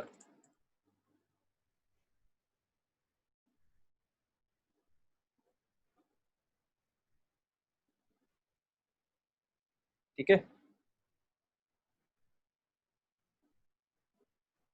एक कॉन्सेंट्रेशन टर्म आपको पता है, तो दूसरा कॉन्सेंट्रेशन टर्म अपन को निकालना है। तो बेसिकली अपन ने 7-8 कॉन्सेंट्रेशन टर्म्स पढ़े थे, है ना। तो अब सीधी सी बात ये है कि कॉन्सेंट्रेशन टर्म्स के बारे में हमने ये बात डिस्कस की थी कि कॉन्सेंट्रेशन टर्म्स जो हैं अलग अलग, वो बस कॉन्सेंट्रेशन को अलग अलग तरीके से एक्सप्रेस करने का, मतलब कॉन्सेंट्रेशन को अलग अलग तरीके से एक्सप्रेस करने की एक मेथड है जो अलग अलग कॉन्सेंट्रेशन टर्म्स है ना। जैसे मान लो ये सोल्यूशन है कि अपन ने 5 ग्राम NaCl को 1 लीटर वाटर में ऐड किया तो ये सोल्यूशन बन गया। तो अब इसकी कॉन्सेंट्रेशन अपन अलग अलग तरीके से बता सकते हैं, परसेंटेज वेट बाय वेट से भी बता सकते हैं, है ना। परसेंटेज वेट बाय वेट का मतलब क्या होगा कि जब आप 100 ग्राम सोल्यूशन लोगे तो उसमें कितना ग्राम NaCl आ रहा है, या फिर मोलरिटी के टर्म्स में भी बता सकते हो। मोलरिटी का मतलब था 1 लीटर वाटर में कितने मोल्स NaCl आ रहे हैं, है ना। ppm के टर्म्स में भी बता सकते हो, 10⁶ ग्राम वाटर में, सॉरी सॉल्यूशन में कितने ग्राम NaCl आ रहे हैं। ठीक है, तो इसका मतलब ये हुआ कि एक कॉन्सेंट्रेशन टर्म किसी एक फिक्स्ड सॉल्यूशन के लिए दूसरे कॉन्सेंट्रेशन टर्म से रिलेटेड भी होता होगा, है ना। तो इसका मतलब ये हुआ कि एक कॉन्सेंट्रेशन टर्म अगर अपन को पता है तो उसकी हेल्प से हम दूसरे कॉन्सेंट्रेशन टर्म्स निकाल सकते हैं, है ना। तो 2 मिनट में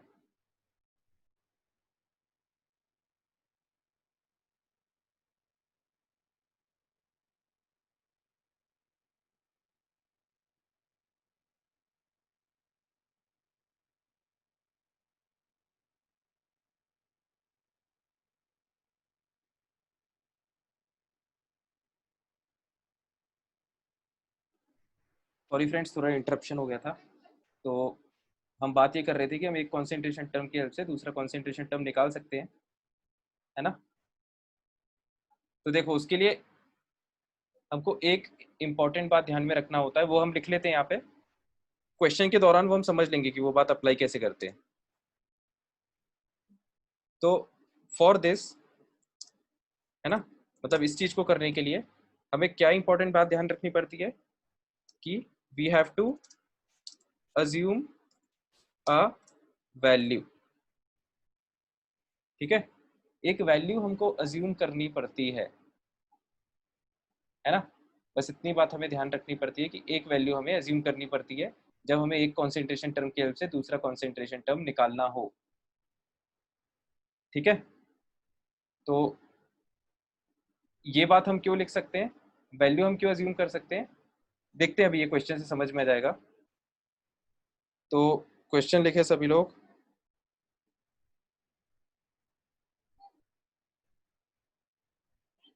क्वेश्चन है,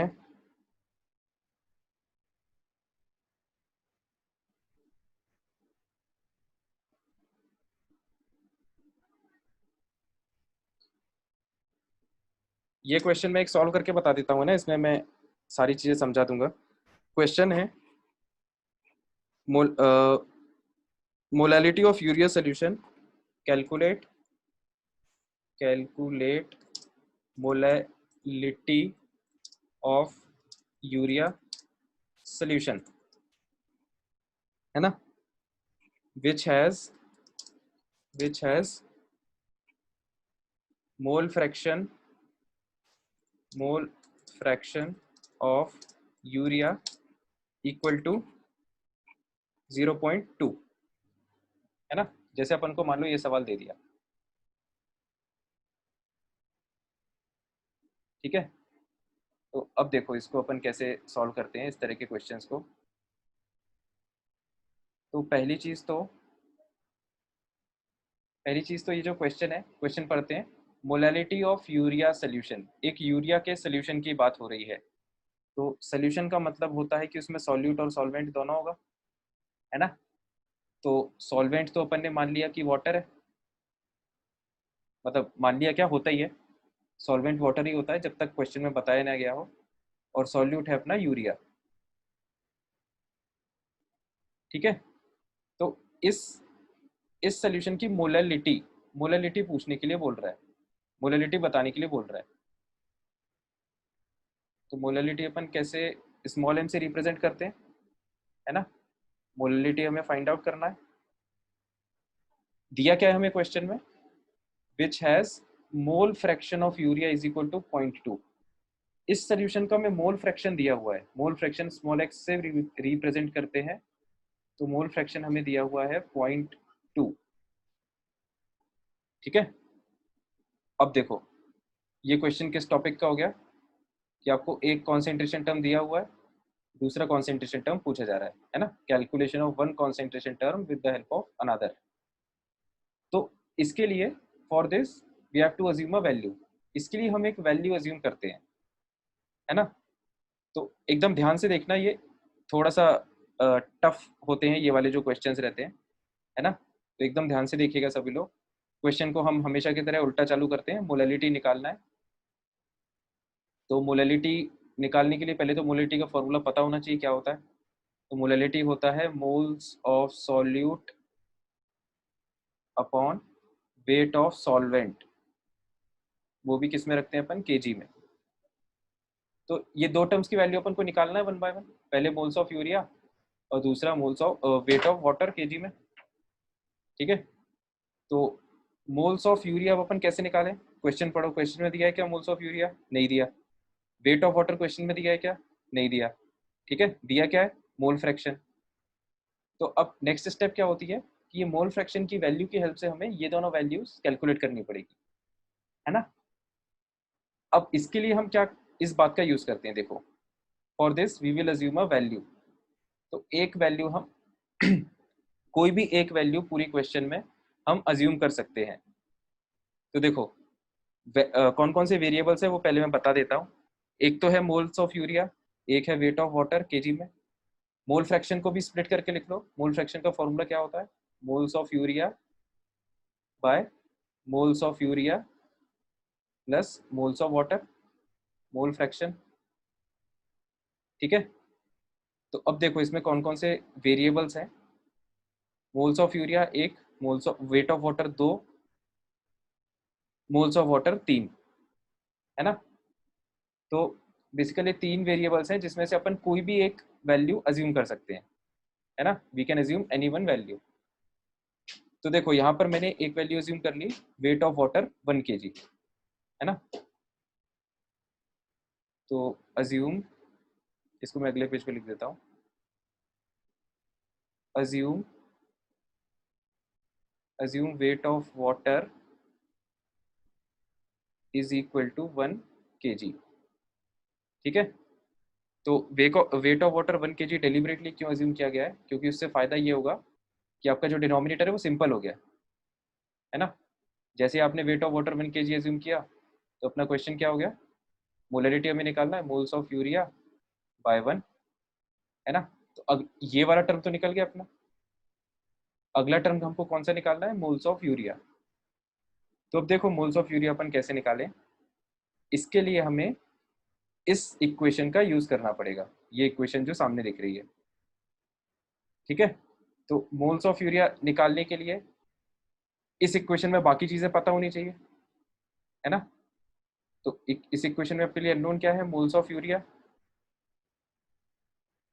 और कौन सा वेरिएबल आ रहा है, देखो मोल्स ऑफ वाटर आ रहा है, इसका मतलब मोल्स ऑफ वाटर में पता होना चाहिए, तभी अपन मोल्स ऑफ यूरिया निकाल पाएंगे। तो मोल्स ऑफ वाटर कैसे निकाले, उसके लिए हमने क्या पता है, हमें वेट ऑफ वाटर पता है, अज्यूम किया है हमने, है ना। तो अब यहाँ से आप निकाल लो मोल्स ऑफ वाटर। ठीक है, अगला जो अपना कैलकुलेशन होगा वो मोल्स ऑफ वाटर के लिए होगा। तो मोल्स होता है मास बाय मोलर मास। तो मास दिया हुआ है 1 kg मतलब 1000 ग्राम वाटर का, और मोलर मास होता है 18 ग्राम। ठीक है, तो वाटर के मोल्स कितने हो गए, 1000/18, है ना। ये ग्राम से ग्राम कैंसिल हो जाएगा। ये आ गया अपना क्या, मोल्स ऑफ वाटर। फिर से वापस आओ, है ना। इसका मतलब मोल्स ऑफ वाटर में पता चल गया, मोल्स ऑफ वाटर पता चल गया। अब इस पूरी इक्वेशन में एक ही अननोन है, मोल्स ऑफ यूरिया। सॉल्व होके ये वाली वैल्यू आ जाएगी, ये वाली वैल्यू आ जाएगी, इसको हम यहाँ पे रख देंगे, है ना। डिनोमिनेटर आ ही गया था पहले, न्यूमिनेटर भी आ गया, मतलब आंसर आ गया। ठीक है, तो इस तरह के क्वेश्चंस में पहले हम मैप बनाते हैं, है ना। जैसे यहाँ पर अपन ने मैप बना लिया कि हमने क्वेश्चन को उल्टा चालू किया था, अननोन क्या है, फॉर्मूला लिखा, एक वैल्यू हमने एज्यूम कर ली, प्रेफरेबली डिनोमिनेटर, है ना। फिर जो दूसरे वेरिएबल्स बच रहे थे उसको कैसे हम दूसरी गिवन वैल्यूज की हेल्प से निकाल सकते हैं, सिंपल ये मैनिपुलेशंस होता है। ठीक है, तो अब मैं इसको पूरा सॉल्व कर देता हूँ, देखो। तो ये मोल्स ऑफ वाटर आ गए अपने, इसको अपन बोल देते हैं इक्वेशन 1, है ना। तो put in equation 1, put in 1। तो जब अपन इसको 1 में डालेंगे तो क्या होगा, 0.2 इज इक्वल टू, देखो 0.2 is equal to moles of urea by moles of urea plus moles of water 1000/18। ठीक है, तो इसका कैलकुलेशन थोड़ा कॉम्प्लिकेटेड है, तुम लोग पूरा कैलकुलेशन मत करो, मैं फाइनल आंसर्स लिख देता हूँ। One equation in one variable है, इसको सॉल्व करोगे तो इससे मोल्स ऑफ यूरिया अपना आ जाएगा, है ना। मोल्स ऑफ यूरिया की जो भी वैल्यू आई उस वैल्यू को फिर अपन यहाँ पे डाल देंगे तो अपनी मोलैलिटी आ जाएगी। मोलैलिटी बेसिकली क्या है, मोल्स ऑफ यूरिया के बराबर है, क्योंकि वेट ऑफ वाटर अपन ने 1 kg ऑलरेडी डाल दिया था। ठीक है, तो यहाँ से जो मोल्स ऑफ यूरिया आएगा उसको हम यहाँ पे डाल देंगे, तो ये हमारा आंसर आ जाएगा, मोलैलिटी। तो वैष्णवी पूछ रही है कि सर अगर हम वेट ऑफ वाटर की जगह मोल्स ऑफ वाटर या मोल्स ऑफ यूरिया अज्यूम करते तो कितना कितना अज्यूम करते। देखो बिल्कुल सही बात है, जैसा कि अपन ने पहले डिस्कस किया था, वेट आप कोई भी एक वैल्यू अज्यूम कर सकते हो। वेट ऑफ वाटर अपन ने 1 kg अज्यूम किया, अब मोल्स ऑफ यूरिया भी वन मोल अज्यूम कर सकते थे। ठीक है, तो उससे क्वेश्चन का फ्लो कैसे चेंज हो जाता है, देखो ऑल्टरनेट मेथड में बता देता हूँ। क्वेश्चन को करने का दूसरा तरीका क्या होता,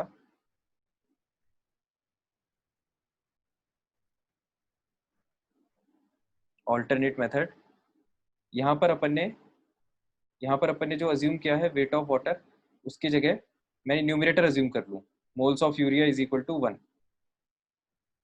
है ना। Assume assume moles of urea is equal to 1। ध्यान देना कोई एक ही वेरिएबल अपन अज्यूम कर सकते हैं, है ना, नहीं तो तुम लोग सारे वेरिएबल अपने मन से अज्यूम कर लो और आंसर भी मन से निकाल लो। ठीक है, वैसा नहीं होता, एक ही वेरिएबल अज्यूम कर सकते हैं हम। मोल्स ऑफ यूरिया हमने 1 अज्यूम किया, तो अब वापस फॉर्मूले पे आओ मोलैलिटी के, है ना। तो मोलैलिटी का फॉर्मूला था moles of urea by weight of water in KG, है ना। अब आपने मोल्स ऑफ यूरिया तो 1 अज्यूम कर लिया, अब वेट ऑफ वाटर अपन को निकालना पड़ेगा, है ना। तो अब ये टर्म कैसे निकालें, उसके लिए फिर हम अगेन मोल फ्रैक्शन का हेल्प लेते हैं। मोल फ्रैक्शन हमें दिया हुआ है moles of urea by moles of urea plus moles of water, जिसकी वैल्यू दी हुई है क्वेश्चन में मोल फ्रैक्शन की 0.2, है ना। अब देखो यहाँ पे मोल्स ऑफ यूरिया हमने 1 माना था, मतलब ये वैल्यू हमें पता है, ये वैल्यू पता है, इस पूरे इक्वेशन में एक ही अननोन है मोल्स ऑफ वाटर, है ना। तो इस इक्वेशन को सॉल्व करने के बाद हमें मोल्स ऑफ वाटर मिल गया। ठीक है, मोल्स ऑफ वाटर मिल गया मतलब मास ऑफ वाटर भी मिल गया, क्योंकि मोल्स होता है मास बाय मोलर मास। ठीक है, तो ये जो मास ऑफ वाटर मिला इसको हमने यहाँ पे पुट कर दिया, तो 1 bye mass of water, molality जो हमें निकालना था वो निकल जाएगा।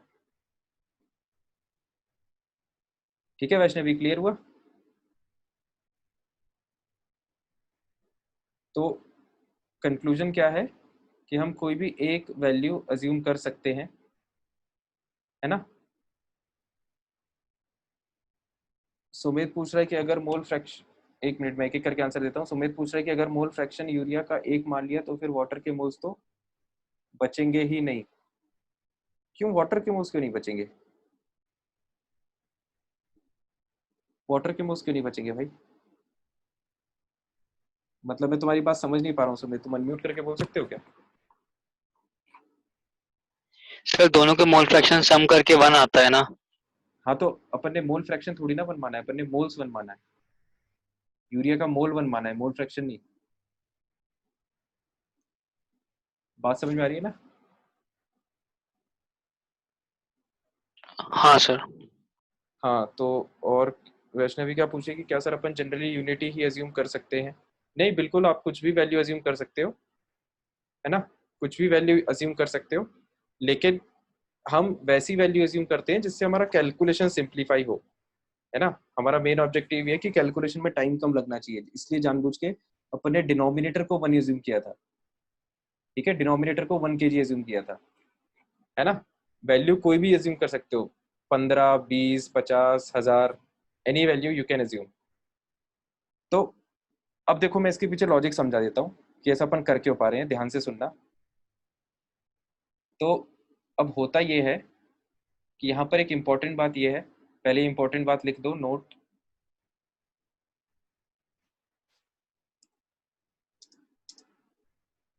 concentration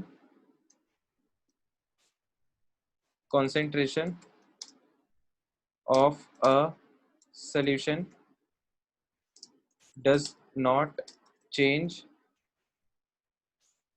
by changing the amount of solution.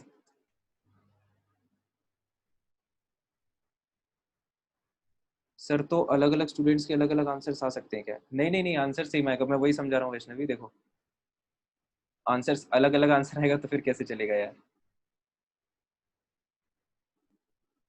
तो देखो concentration of a solution does not change by changing the amount of solution, इसका मतलब ये है, पहले तो अपन देसी एग्जांपल से समझते हैं, है ना? तो वही मान लो कि तुम चाय की दुकान पे खड़े हो, एक बड़े भगोने में चाय रखी हुई है ना? एक बड़े भगोने में चाय रखी हुई है, और वही है कि भाई अब एक ग्राहक ने मान लो 1 कप चाय मांगी तो उसको 1 कप चाय निकाल के दे दी। किसी दूसरे ग्राहक ने मान लो 1 गिलास चाय मांगी तो उसको 1 गिलास चाय निकाल के दे दी। तो अब ये जो पहला ग्राहक है और जो दूसरा ग्राहक है, दोनों को टेस्ट तो सेम ही फील होगा ना? ऐसा थोड़ी ना है कि भाई ये ज्यादा, इसने ज्यादा अमाउंट में चाय निकाली है तो इसको ज्यादा ज्यादा स्वीटनेस फील होगी चाय की। मिठास तो दोनों को सेम ही फील होगी ना? इस लाइन में कोई डाउट हो तो बताओ। मेरे हिसाब से इस लाइन में किसी को कोई डाउट नहीं होना चाहिए, है ना? वो बात अलग है कि अब भाई तुम दूसरे दुकान पे ही चले गए तो अब दूसरी दुकान पे तो चाय का टेस्ट चेंज हो ही जाएगा, क्योंकि उसने अलग रेशियो में शुगर, मिल्क, पानी वगैरह मिलाया होगा। लेकिन जब एक ही दुकान की एक ही भगोनी की चाय पी रहे हो तो आप 10 ml अगर चाय लोगे ना, या फिर 100 ml चाय लोगे, तो टेस्ट तो सेम ही आएगा दोनों का, है ना? तो दोनों का टेस्ट सेम आएगा, इसका क्या मतलब है कि जो कॉन्सेंट्रेशन है दोनों की वो सेम है। कॉन्सेंट्रेशन को अपन आसान भाषा में कैसे याद रखते हैं? गाढ़ापन, है ना, या क्वालिटी। तो दोनों की क्वालिटी सेम है, ठीक है? तो इसका मतलब क्या हुआ कि क्वालिटी जो है, ये जो कॉन्सेंट्रेशन है वो अमाउंट पे डिपेंड नहीं करती है। सेम सोल्यूशन का अगर आप 10 ml कंसीडर कर लो उसका भी वही कॉन्सेंट्रेशन आएगा, 100 ml कंसीडर कर लो उसका भी वही कॉन्सेंट्रेशन आएगा। ऐसा क्यों? क्योंकि जब जैसे मान लो आपने 10 ml सोल्यूशन कंसीडर किया, तो जैसे मान लो अपन, मैं कोई एक कॉन्सेंट्रेशन टर्म पकड़ लेता हूँ, मोलरिटी। मोलरिटी होता है moles of solute upon volume of solution, है ना? तो मान लो कि ये जो 10 ml सोल्यूशन है इसमें सॉल्यूट के 2 मोल्स हैं, तो ये जो 100 ml सोल्यूशन होगा इसमें 20 मोल होंगे ना, क्योंकि जो सॉल्यूट है वो बराबर फैला हुआ रहता है सोल्यूशन में। तो अगर 10 ml में 2 मोल आ रहे हैं तो 100 ml में 20 मोल आएंगे, कॉन्सेंट्रेशन सेम रहेगा, है ना? 2/10, इसके लिए 2/10 और इसके लिए 20/100, अगेन 2/10, है ना? ऐसा क्यों हो रहा है? क्योंकि जो सोल्यूट है वो बराबर डिस्ट्रीब्यूटेड रहता है सोल्यूशन में, एकदम बराबर। तो जब कम लोगे, कम सॉल्यूशन निकालोगे तो उसमें कम सोल्यूट आएगा, जब ज्यादा सोल्यूशन निकाल लोगे तो उसमें ज्यादा सोल्यूट आ जाएगा। तो इसका मतलब कंक्लूजन क्या हुआ कि concentration of a solution does not change by changing the amount of solution. क्या ये बात सबको समझ में आ गई? 10 सेकंड का मैं पॉज ले रहा हूँ, किसी को कोई डाउट हो इसमें तो पूछ सकता है। इस लाइन में बहुत लॉजिकल लाइन है,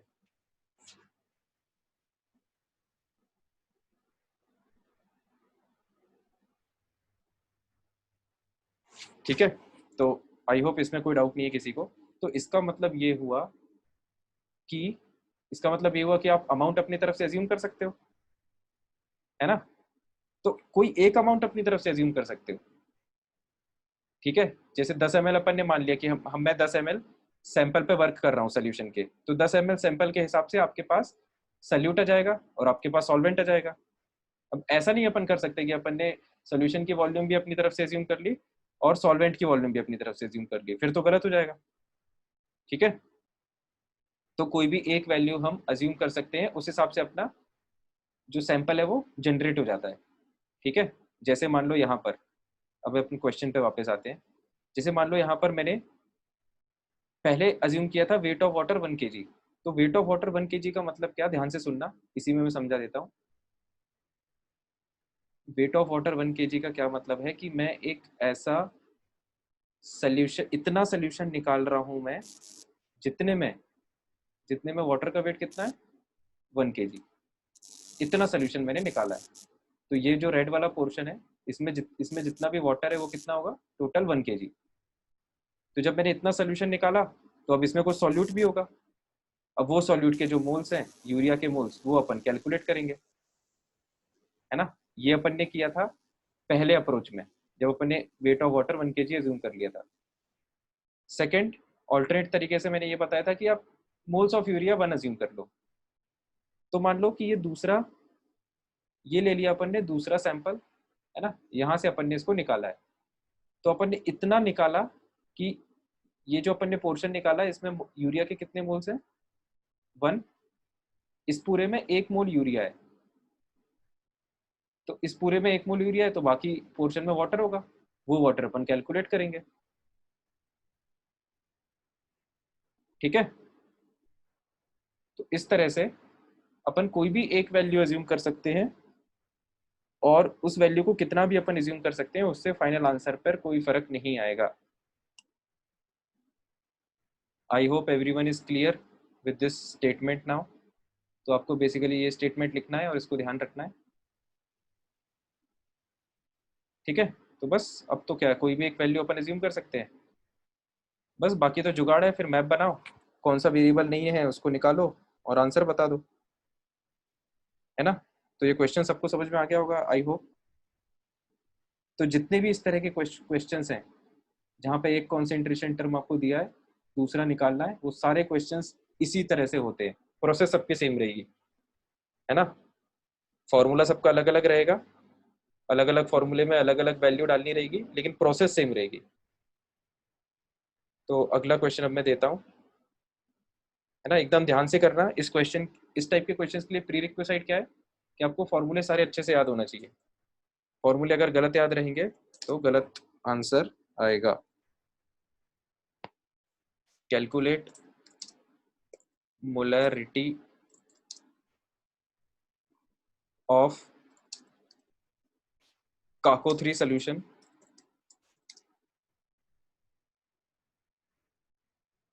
having concentration of Kako 3 equal to 200 ppm।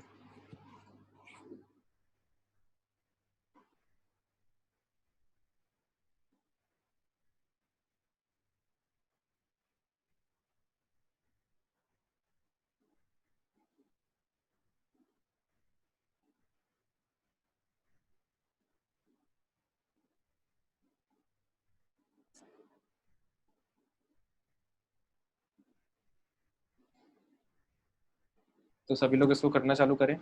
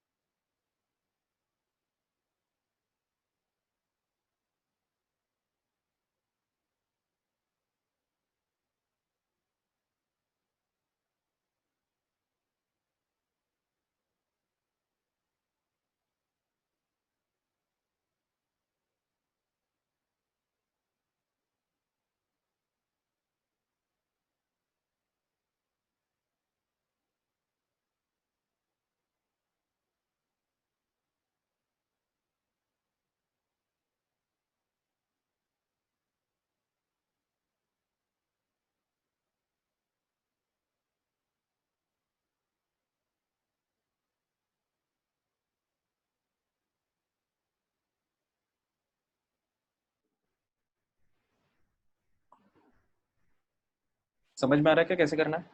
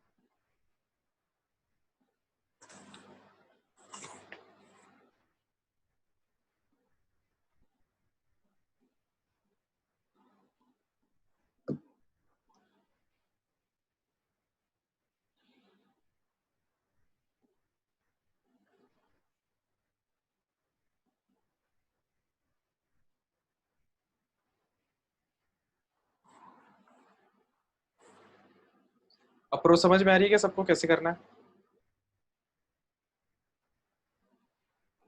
पहले मैप बना लो, है ना, कैलकुलेशन बाद में करना, पहले मैप बना लो। पहले तो मैं ये क्लियर हो जाना चाहिए कि कौन सा वेरिएबल उठा के कहाँ से किस में डालना है ना। कैलकुलेशन तो फिर बाद में हो ही जाएगी।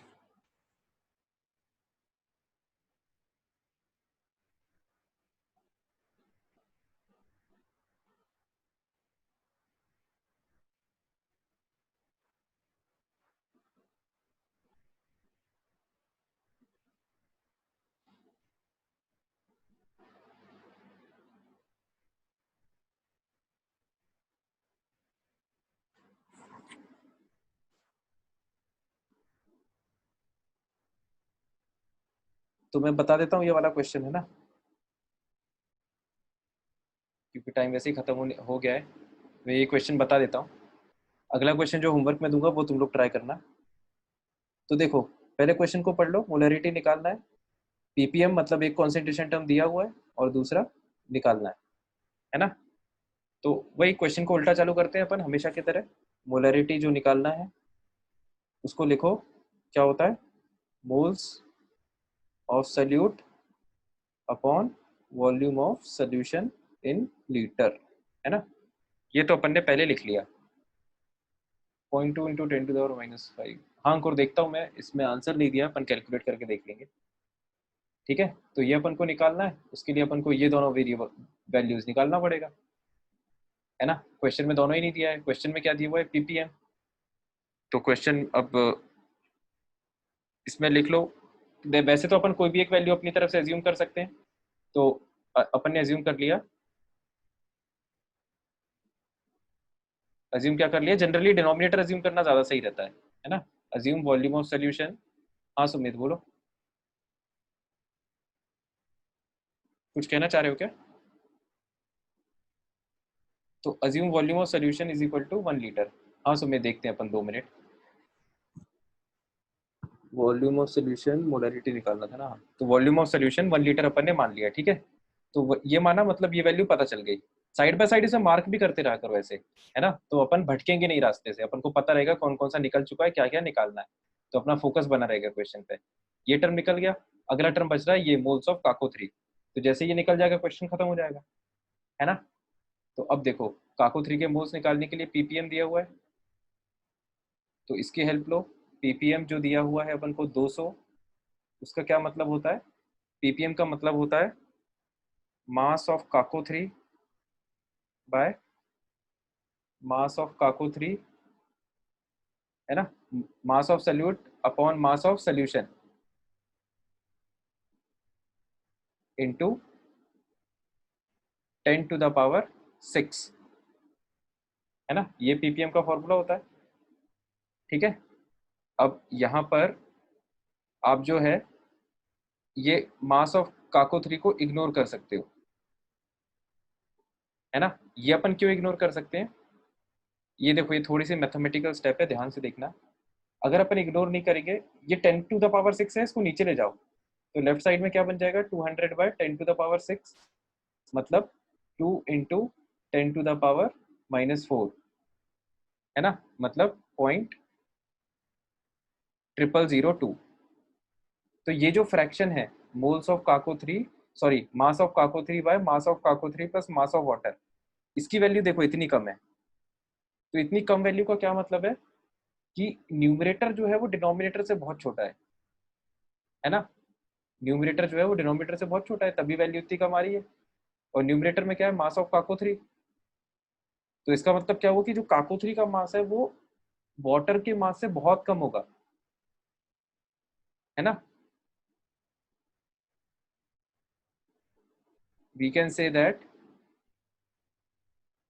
मास ऑफ काको 3 जो है वो बहुत छोटा है डिनोमिनेटर से।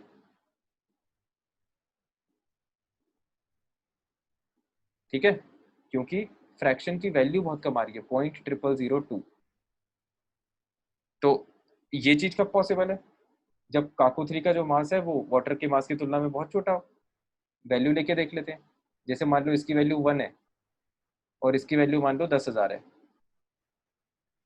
तो अब देख लो ये जो एक है ये 10,000 एक के तुलना में बहुत छोटा होगा, है ना।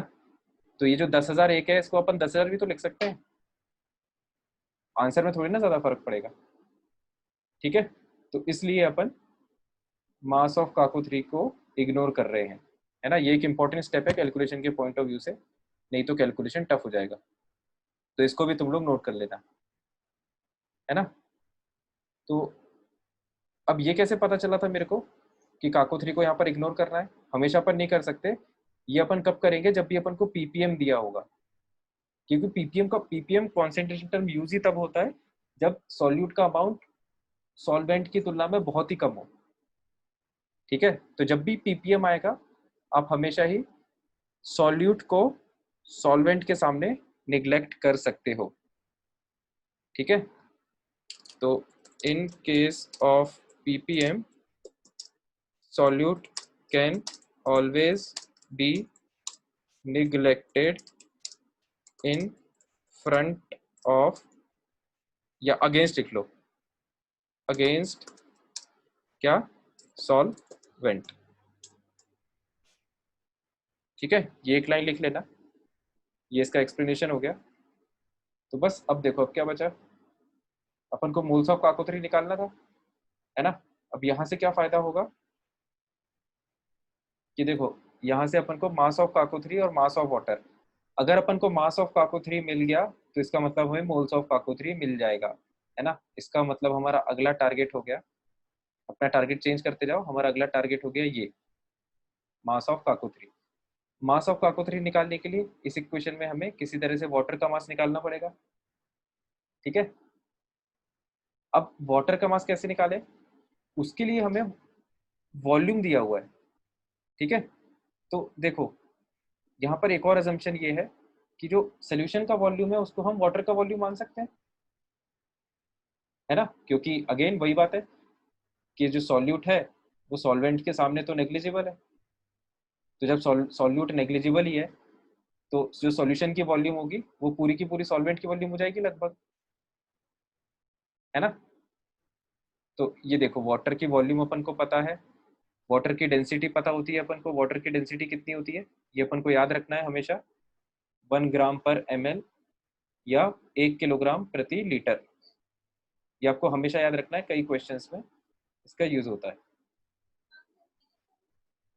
अब देखो क्वेश्चन खत्म होने वाला है, वाटर की वॉल्यूम पता है अपन को, वाटर की डेंसिटी पता है, डेंसिटी होता है मास अपॉन वॉल्यूम, तो डेंसिटी और वॉल्यूम से वाटर का मास निकल जाएगा, है ना। इसका मतलब ये वाला टर्म अपन को पता चल गया।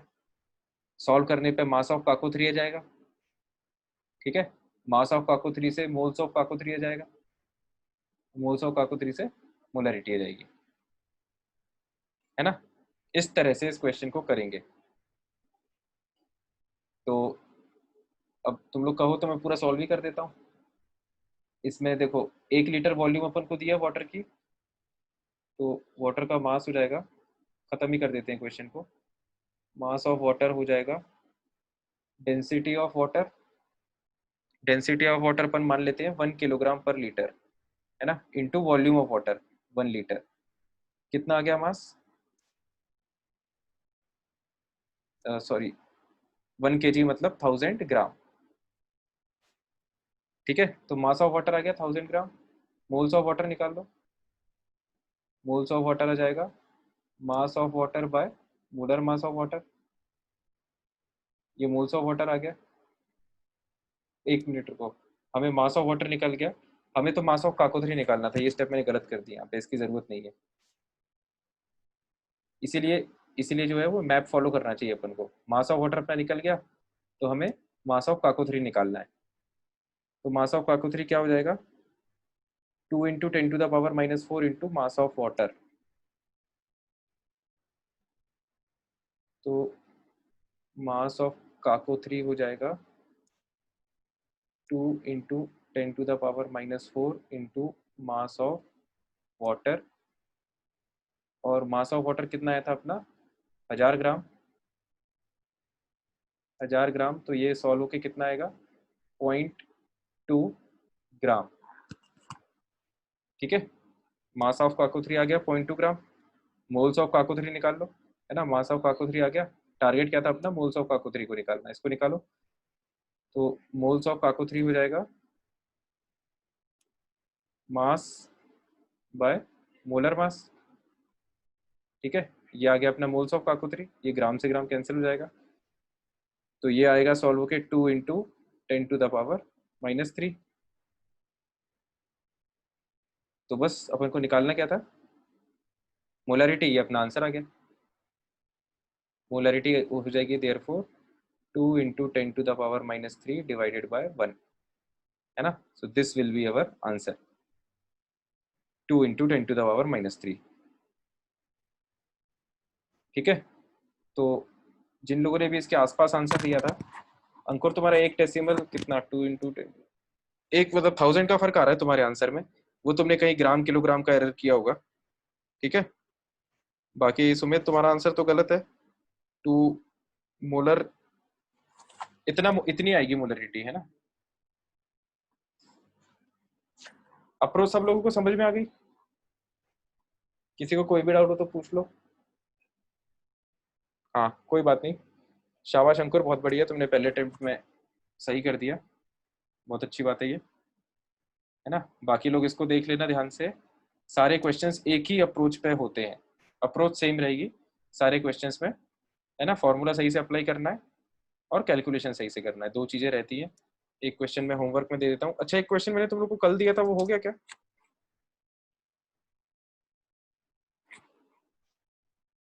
उसको अपन नेक्स्ट क्लास में डिस्कस कर लेंगे, ठीक है, क्योंकि टाइम ऑलरेडी एक्सीड हो गया है, तो जिसने नहीं किया है उसके पास एक और मौका है करने का। ये दोनों क्वेश्चन अपन अगले क्लास में डिस्कस कर लेंगे। Molarity calculate molality of 1.2 molar H2SO4 solution if its density is 1.4 ग्राम पर ml। ठीक है, तो